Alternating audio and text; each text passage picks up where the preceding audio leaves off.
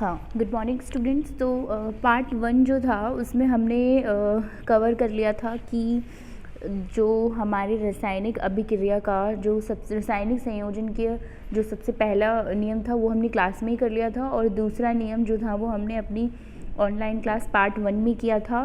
फिर हमने परमाणु क्या होते हैं, परमाणुओं का साइज़ कितना होता है, और जो हाइड्रोजन होता है, हाइड्रोजन का एक परमाणु जल जो है, मतलब वैसे अगर हम जल की एक बूंद भी देखें ना, तो उस एक बूंद में भी जल के बहुत सारे अणु हैं। तो वो जल का एक अणु जल, उसकी कितनी त्रिज्या होती है, वो सारा जो हीमोग्लोबिन होता है हमारे ब्लड में, उसके एक कण की कितनी त्रिज्या होगी, रेत का एक कण छोटा सा ले लिया उसकी कितनी त्रिज्या है, ये सारा हमने इसमें देखा था। और हमने देखा था कि आज के टाइम में कण जो है वो इतने छोटे हैं जिनको हम अपनी आईज़ से नहीं देख सकते, तो हम जो हमारे पास टेक्निकल इंस्ट्रूमेंट होते हैं हम उनका यूज़ करके किसी एक कण, जैसे हमने यहाँ पे सिलिकॉन का देखा है कि वो किस तरीके से दिखाई देता था। तो ये सब चीज़ें जो है वो हमने अपनी प्रीवियस ऑनलाइन क्लास में पढ़ी थी। अब हम उससे आगे का जो टॉपिक है वो हम कवर करते हैं अपनी इस ऑनलाइन क्लास में। तो सभी बच्चे अपनी कॉपी, अपनी बुक जो है वो अपनी साइंस की नोटबुक, जो साइंस की जो टेक्स्ट बुक है उसको खोल के बैठेंगे। जो टॉपिक हम पढ़ रहे हैं वो टॉपिक ध्यान से पढ़ेंगे, और इसी के साथ ही पेंसिल लेके बैठेंगे और अपनी बुक में अंडरलाइन करते चलेंगे, क्योंकि मैं साथ के साथ ही आपको बताती चलूँगी कि कहाँ पे आपको अंडरलाइन करना है।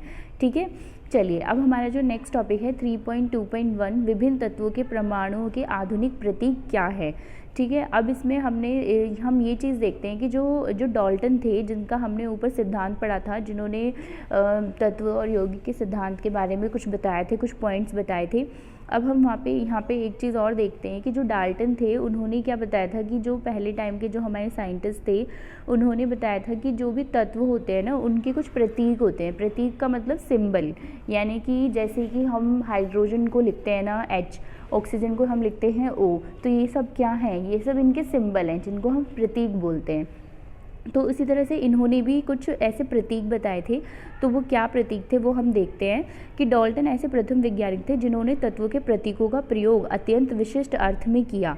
जब उन्होंने किसी तत्व के प्रतीक का प्रयोग किया तो यह प्रतीक उस तत्व की एक निश्चित मात्रा की ओर इंगित करता था, अर्थात यह प्रतीक तत्व के एक परमाणु को प्रदर्शित करता था। और बर्जीलियस ने तत्वों के ऐसे प्रतीकों का सुझाव दिया जो उन तत्वों के नाम के एक या दो अक्षरों से प्रदर्शित होता था।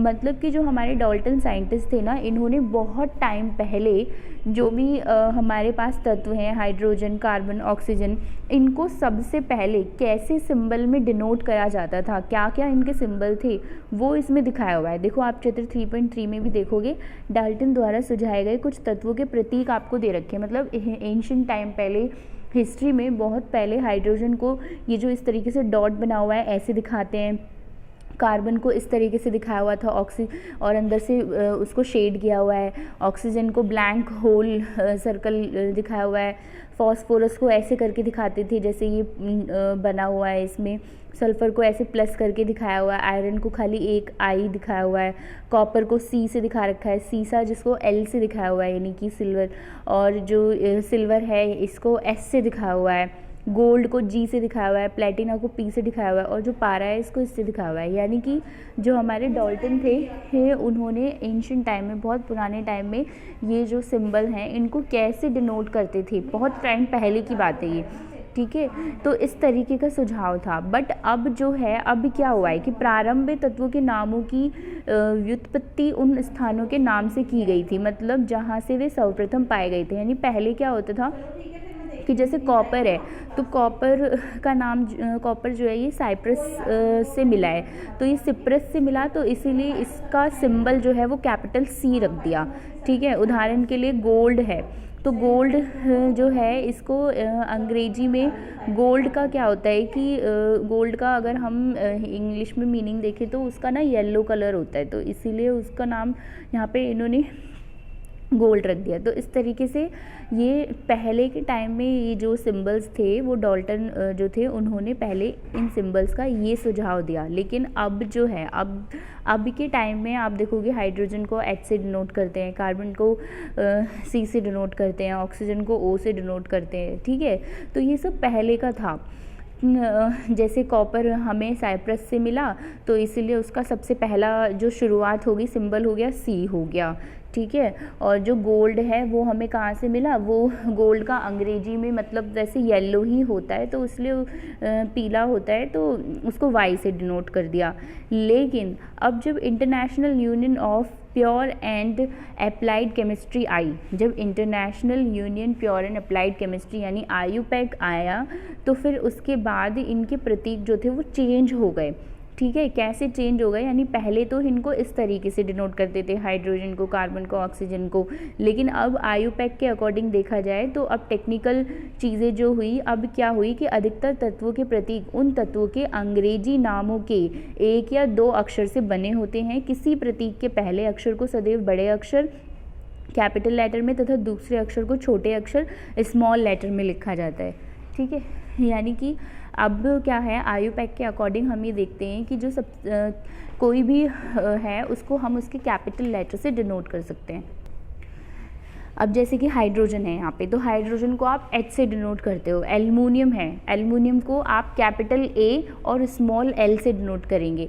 हम जो भी कोई भी पहले तो इस तरीके से था, पर अब क्या है कि अब हम जो सिंबल हैं, जो हमारे तत्व हैं, अब हम उनका जो नाम है ना, उनके नाम की जो शुरुआती का जो फर्स्ट लेटर है उसके कैपिटल लेटर से डिनोट करते हैं। जैसे हाइड्रोजन को H से लिखते हैं तो कैपिटल हाइड्रोजन की स्पेलिंग को HYDROGEN होती है ना, तो H जिसका फर्स्ट लेटर हो गया तो इसलिए हम कैपिटल H से डिनोट करेंगे हाइड्रोजन को। एल्युमिनियम को हम कैपिटल A और जो सेकंड वाला इसका लेटर है ना L, तो उसको हम स्मॉल बनाएंगे, उसको हम कैपिटल नहीं बनाएंगे, उसको हम स्मॉल बनाएंगे। तो कैपिटल A और स्मॉल l से डिनोट करेंगे। कोबाल्ट है तो उसको हम कैपिटल C और स्मॉल o से डिनोट करेंगे। ठीक है, तो इस तरीके से हम ध्यान रखेंगे कि जो फर्स्ट लेटर होगा वही कैपिटल होगा, सेकंड लेटर जो बनेगा वो स्मॉल होगा। तो अब आज IUPAC के अकॉर्डिंग जो सिंबल हैं हमारे तत्वों के वो ये है। ठीक है, कुछ तत्वों के प्रतीक उनके अंग्रेजी नामों के प्रथम अक्षर तथा बाद में आने वाले किसी एक अक्षर को संयुक्त करके बनाते हैं। जैसे क्लोरीन है तो क्लोरीन का Cl होता है, तो C तो कैपिटल है और L हो गया स्मॉल। जिंक है, जिंक का Zn होता है, तो Z तो कैपिटल है क्योंकि Z फर्स्ट लेटर है और N जो हो गया वो स्मॉल हो गया। अन्य तत्वों के प्रतीकों को लैटिन, जर्मन व ग्रीक भाषाओं में उनके नामों से बनाया गया। उदाहरण के लिए आयरन, जैसे मान लो आयरन है तो आयरन को तो हम लोहा है, यानी कि आयरन को हम, इसका तो पहला जो लेटर है वो तो I है, तो हम इसको I से क्यों नहीं डिनोट करते, क्यों, क्योंकि कुछ तत्व ऐसे हैं कि उनको जर्मन भाषा में, लैटिन भाषा में, ग्रीक भाषा में क्या बोलते हैं, तो उसी के ही बेसिस पे उनके नाम रख दिए गए। जैसे कि यहाँ पे आयरन है तो आयरन को हम Fe क्यों बोलते हैं, क्योंकि जो लैटिन है ना, इसका जो लैटिन नाम है वो फेरम है, इसी वजह से हम इसको Fe से डिनोट करते हैं। इसी प्रकार सोडियम है, सोडियम का प्रतीक होता है Na, लेकिन बोला तो ये इसको हम Na प्रतीक है। और पोटेशियम जो है इसका जो है क, वो इस वजह से क्योंकि सोडियम को हम नेट्रियम बोलते हैं और जो पोटेशियम है ये केलियम होता है। तो इस प्रकार प्रत्येक तत्व जो है उनको जर्मन भाषा में, लैटिन भाषा में, ग्रीक भाषा में क्या बोला जाता है उसके बेसिस पर उनके सिंबल को रखा गया है।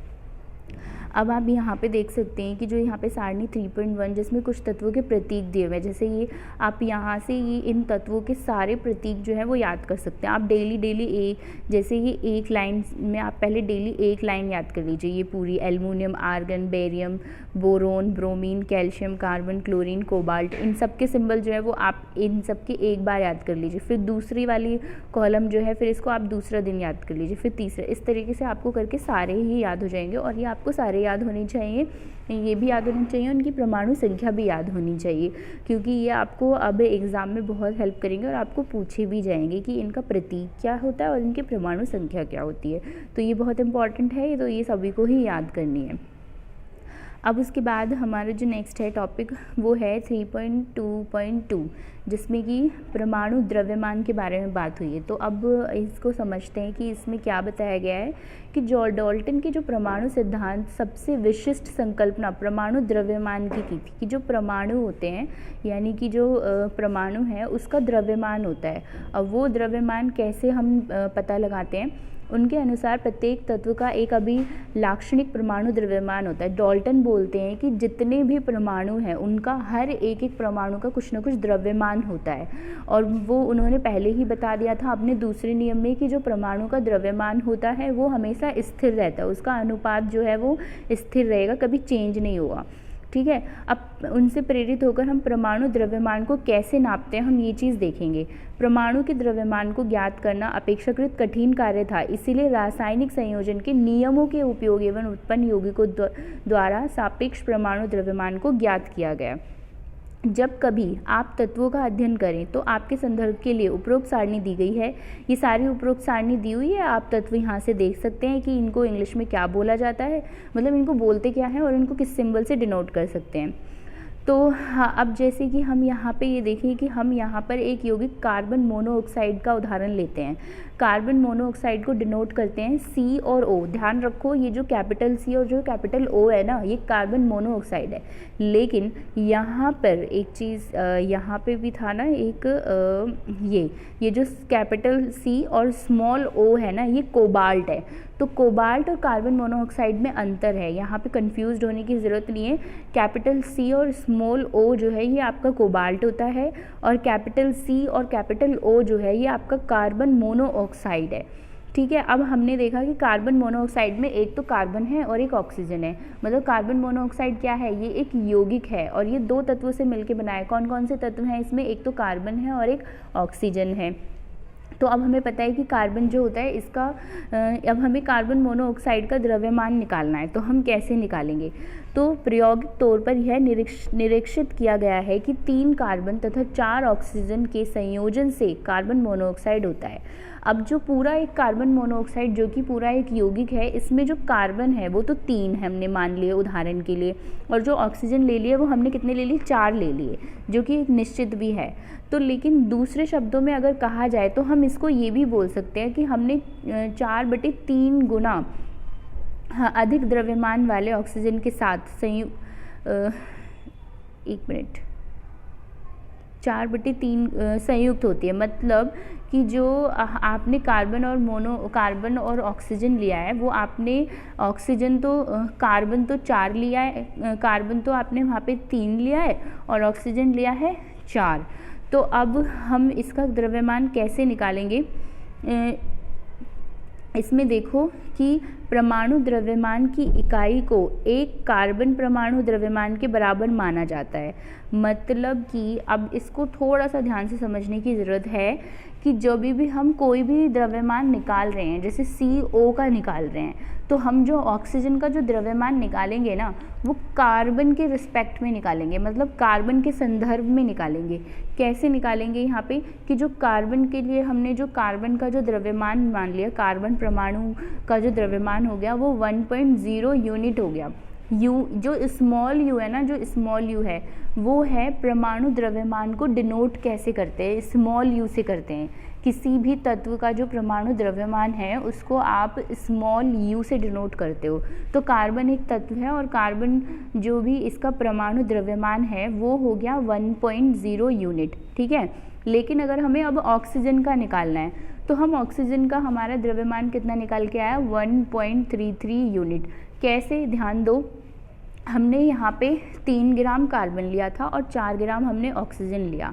अब जो अगर हम यहाँ पे कार्बन का निकालें, ठीक है, अगर हम खाली यहाँ पे कार्बन का देखें तो कार्बन तो हमारा 1.0 यूनिट हो गया, उसका हमने, हमारा कार्बन 1 है तो उसका हमने 1.0 यूनिट ले लिया यहाँ पे। लेकिन अब हमें ऑक्सीजन का निकालना है ना, तो हमने ऑक्सीजन जो ली थी वो यहाँ पे 4 गुना ली थी। तो ऑक्सीजन जो है वो हम कैसे ले रहे हैं, वो हम यहाँ पे 4/3 गुना अधिक ले रहे हैं। मतलब कार्बन अपने 4/3 गुना अधिक द्रव्यमान वाले ऑक्सीजन के साथ संयुक्त हो रहा है। मतलब कि कार्बन का तो सिर्फ 3 ही था लेकिन ऑक्सीजन का 4 है। तो जो कार्बन है वो अपने से 3 गुना ज़्यादा वाले के साथ जुड़ रहा है ना, तो इसी वजह से क्या करेंगे, यहाँ पे ऑक्सीजन का निकालने के लिए आप क्या करेंगे, 4/3 कर दिया, क्योंकि ऑक्सीजन हमने 4 ली थी तो इसलिए हमने उसे कार्बन का जो नंबर था उससे डिवाइड कर दिया 4/3। तो जब हम 4/3 को डिवाइड करेंगे तो हमारा निकल के आएगा 1.33। जब आप भाग देंगे 4/3 को तो 1.33 निकल के आएगा। तो कार्बन जो हो गया वो हमारा 1.0 यूनिट हो गया और ऑक्सीजन का जो परमाणु द्रव्यमान निकला वो 1.33 यूनिट निकल गया। ठीक है, तो इससे क्या होता है, लेकिन द्रव्यमानों की इकाई को यथासंभव पूर्णांक या लगभग पूर्णांक में व्यक्त करना अधिक सुविधाजनक होता है आगे चलकर। मतलब ये तो हमने पॉइंट्स में निकाला है, पर अगर हम पूरा निकालें, पूरी वैल्यू निकालें ना, तो वो ज़्यादा ईजी होता है, उससे हमें इतना डिफ़िकल्ट नहीं होता। तो आगे चलकर वैज्ञानिकों ने परमाणु द्रव्यमान की भिन्न भिन्न इकाइयों के बारे में विचार व्यक्त किए। वैज्ञानिक अब विभिन्न परमाणु द्रव्यमान की इकाइयों के बारे में शोधरत थे, तो उन्होंने प्रारंभ में प्रकृतिजन्य ऑक्सीजन परमाणु के द्रव्यमान के 1/16 भाग को इकाई के रूप में लिया। 2 कारणों से इसे सुसंगत साझा किया समझाया गया। कैसे? ऑक्सीजन अनेक तत्वों के साथ अभिक्रिया करके यौगिक बनाता है। मतलब कि आप देखो 1/16 क्यों लिया, क्योंकि जो ऑक्सीजन का जो परमाणु द्रव्यमान होता है ना वो 16 होता है, क्योंकि यहाँ पे इसीलिए, और ऑक्सीजन सबसे ज़्यादा चीज़ों के साथ मिलता है। ऑक्सीजन एक ऐसा तत्व है जिसको ज़्यादातर तत्वों के साथ मिलाया जाता है, तो इसीलिए 1/16 भाग इकाई ले लिए अब द्रव्यमान निकालने के लिए। और इस परमाणु द्रव्यमान इकाई द्वारा अधिकांश तत्वों के परमाणु द्रव्यमान पूर्णांक में प्राप्त होंगे। मतलब अब जो भी हम किसी भी तत्व का जब परमाणु द्रव्यमान निकालेंगे तो उसका पूरी संख्या निकलेगी, मतलब पॉइंट में नहीं निकलेगी, पूरी संख्या निकलेगी, इसलिए उसे अब 1/16 की एक इकाई ले लिया। उसी तरीके से 1961 में परमाणु द्रव्यमान को ज्ञात करने के लिए परमाणु द्रव्यमान इकाई कार्बन जो है वो 12 समस्थानिक यानी कि आइसोटोप को मानक संदर्भ के रूप में सार्वभौमिक रूप से स्वीकार किया गया था। कार्बन 12 समस्थानिक के एक परमाणु द्रव्यमान के 1/12वें भाग को मानक परमाणु द्रव्यमान इकाई के रूप में लेते हैं। आप इसे यहाँ से अंडरलाइन कर सकते हो, यहाँ से ये ऑक्सीजन परमाणु के द्रव्यमान के 1/16 भाग को इकाई के रूप में लिया गया। 2 कारण हैं उसके, एक पहला दूसरा, और उसके बाद यहाँ से अंडरलाइन कर सकते हो कि कार्बन 12 जो है अब 1/12वें भाग को मानक परमाणु द्रव्यमान इकाई के रूप में लेते हैं। क्यों? जैसे कि मान लीजिए आप यहाँ पे इसको ये जो फ्रूट दे रखा है यहाँ पे, मैं इसको ऐसे ही समझा देती हूँ। ए पार्ट में तो आपको तरबूज दिया हुआ है, बी पार्ट में आपको इसके 12 टुकड़े कर दिए, और सी पार्ट में आपको इस 12 टुकड़े में से एक हिस्सा निकाल दिया। ठीक है, अब आपका जो ये सी पार्ट का एक हिस्सा है ना, आप ये देखो आप इसको कैसे लिखोगे, आप इसे 1/12 लिखोगे ना। क्यों लिखोगे 1/12? क्योंकि यहाँ पे तो अब आप इसको सी को आप 1/12 क्यों लिखोगे? क्योंकि जो 12 हिस्से थे ना, ये उनमें से एक लौता आया है, तो ये एक है, अकेला है, तो इसलिए 1, और ये डिवाइडेड बाय 12 क्यों? क्योंकि ये 12वें, मतलब जो तरबूज था जिसके टोटल 12 हिस्से थे उनमें से एक अकेला है, तो 12वें में से ये एक अकेला है, तो इसीलिए हम इस एक जो फाक है तरबूज की, इसको हम 1/12वां भाग कहेंगे। हम इसको कह भी सकते हैं किसी को भी कि हमने इसको 12वां भाग खिलाया है इस तरबूज का। ठीक है, तो तरबूज के टुकड़ों को फिर लास्ट में नीचे डी में क्या हुआ है कि तरबूज के टुकड़ों का उपयोग करके वह फल विक्रेता फल को कैसे तोल सकता है। मतलब कि अगर मान लो 12वां भाग देना है किसी को, तो इस तरीके से एक तरबूज के 12 भाग कर दिए और उनमें से एक फाँक निकाल ली, एक फाँक को एक साइड रखा, और मान लो अगर कुछ देना है तो वो अगर 1/12वां भाग देना है तो वो जो तरबूज था कटा हुआ वो तो 1/12वां भाग ही है ना, तो इसलिए किसी भी 12वें भाग के बाट रखने की ज़रूरत नहीं है, सीधा वो तरबूज की जो फाँक है वही उसका 12वां भाग है, तो उसको रखा और उसके बराबर की कुछ भी चीज़ देनी है तो उसके बराबर में तोल के उसने दे दी। तो इस तरीके से इस तरीके से कोई भी 1/12वां भाग ले सकता है कोई भी।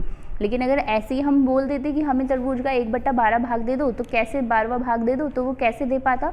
लेकिन जब उसने तरबूज के 12 हिस्से कर दिए बराबर बराबर, और उसमें से एक फाँक जो थी वो उस तरबूज की 12वां भाग है, और उसके जितना उस 12वीं भाग का वजन है उस तरबूज का, उतने वजन का कोई भी सामान अगर देना है तो वो उसे तोल के दे सकता है, उसे बाट रखने की ज़रूरत नहीं है। तो ये तरीका था। तो किसी तत्व के सापेक्षिक परमाणु द्रव्यमान को उसके परमाणु के औसत द्रव्यमान का कार्बन 12 परमाणु के द्रव्यमान के 1/12वें भाग के अनुपात द्वारा परिभाषित किया जा सकता है। तो अब आप इसको यहाँ से अंडरलाइन करते हो कि कोई भी तत्व हो गया, और अगर मान लो हम उसका परमाणु द्रव्यमान निकाल रहे हैं, तो उसका जो परमाणु द्रव्यमान है ना, वो कार्बन का जो 12वां भाग है ना, उसके अनुपात के बराबर हम उसे निकाल सकते हैं।